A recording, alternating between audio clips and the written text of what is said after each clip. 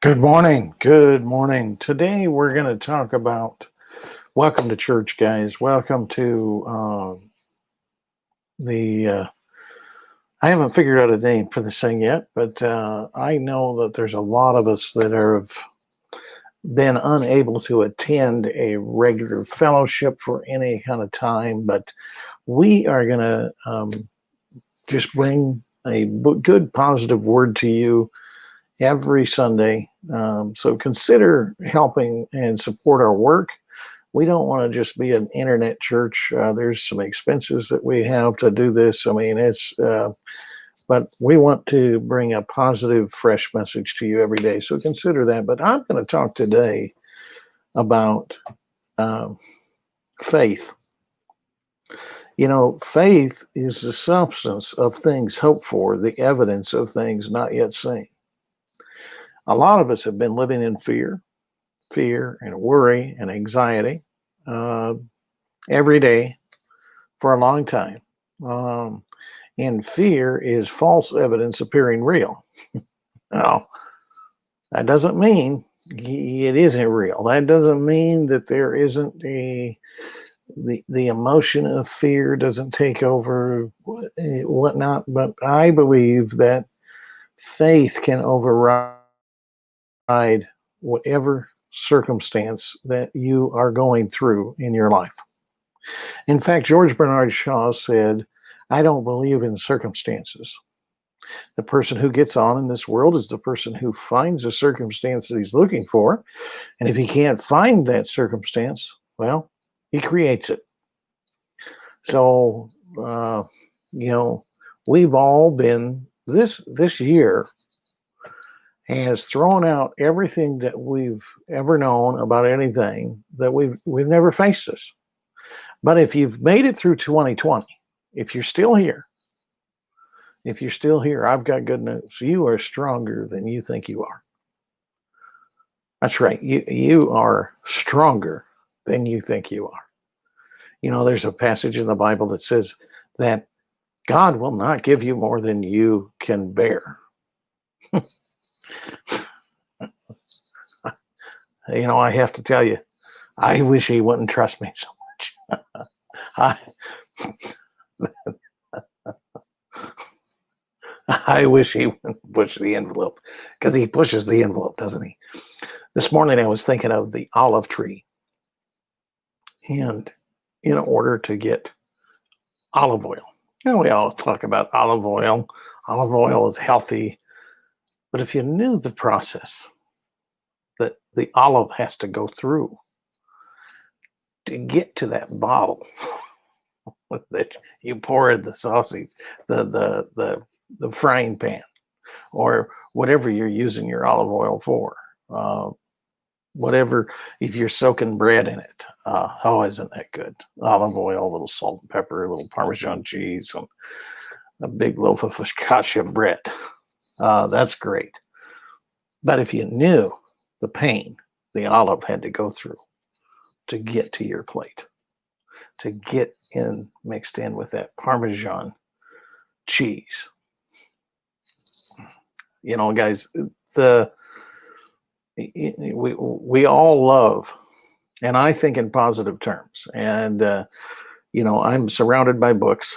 Um, the Bible tells us to renew our minds, transform our life. Now, I want to tell you, I'm studying what is called the prison epistles in college right now, studying that. And the prison epistles were written, as they call them that. There was about 4 or 5 of them that were written from a prison cell. One of them is the book of Philippians, and people call it the book of joy. To know what the Apostle Paul went through to write that book. A lot of people say, prove to me that God exists. Just read the book of Philippians and then know that it was written in a prison cell. Now, you got to be smoking crack to, to write the things this guy did.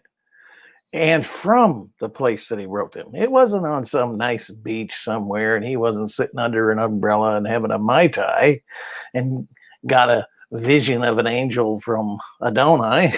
He didn't do that. He was sitting in a prison cell, surrounded. There was times he had to be chained to a guard 24 hours a day. Can you? That's a reality show. A lot of people say, John, are you the same way every day? Pretty much. Pretty much. Now, doesn't mean I don't get things that don't rock me to the core. I've had a few things that rock this old boy's boat, but at the end of the day, what do? You just keep moving forward, guys. You keep moving forward. But in the book of Philippians, it talks about, I will rejoice. Yes, I'll say it again. I will rejoice.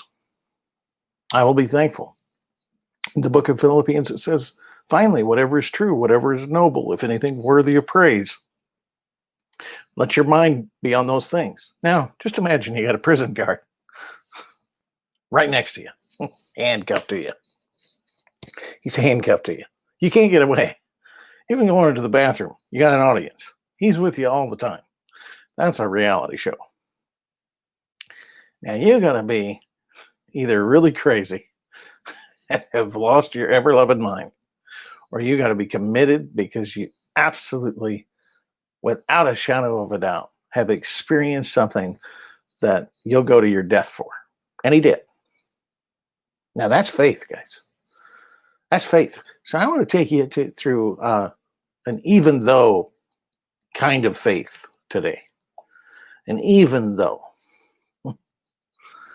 let's just want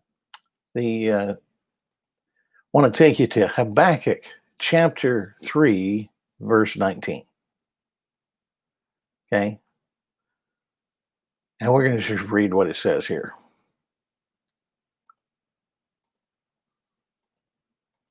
Let's see here. I'm going to remove.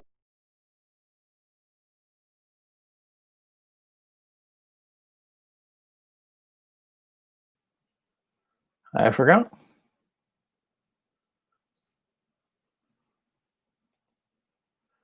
It doesn't allow me to share that background with you, so I am going to add that as an overlay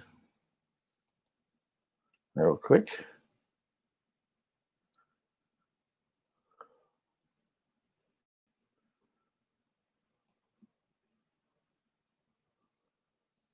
Be right with you guys, so hang tight. Yeah, I'm just getting used to this StreamYard because I don't have a producer as of yet. Here we are. Just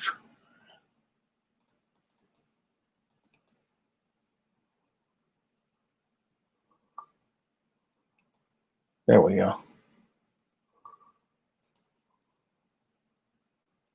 There we are.